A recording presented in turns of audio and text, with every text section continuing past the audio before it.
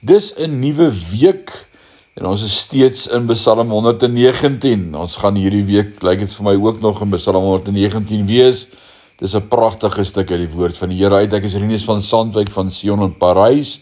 In Psalm 119 se hart is u gebooie het ek lief. Vanmôre kom ons teksvers uit Psalm 119 vers 103 en ek lees dit vir jou vanmôre in hierdie gedeelte. Hoe aangenaam is u woorde vir my. Dis soeter as heuning in my mond. Wat 'n groot behaag het die psalmdigter tog in die Here gehad. Want hy het ontdek dat sy God kosbaarder is as die wonderlike rykdom van baie koninkryke. Dieper as die ontsaglike dieptes van die uitgestrekte oseaan.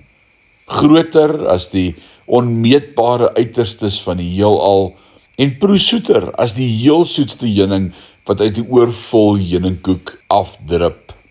Die psalmdigter was gereed om sy toewyding aan die Here te verklaar en te bely hoeveel God se woord vir hom beteken. Dit het hom nie net in alle waarheid onderrig en gelei nie en hom meer begrip gegee as sy vyande nie, maar ook sy hart en mond rein gehou van besoedeling.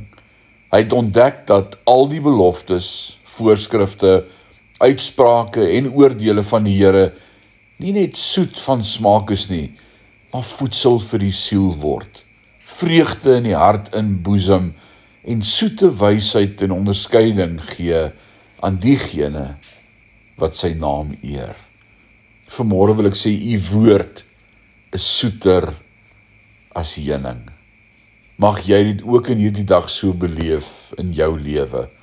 Môre kuier ons verder. Amen.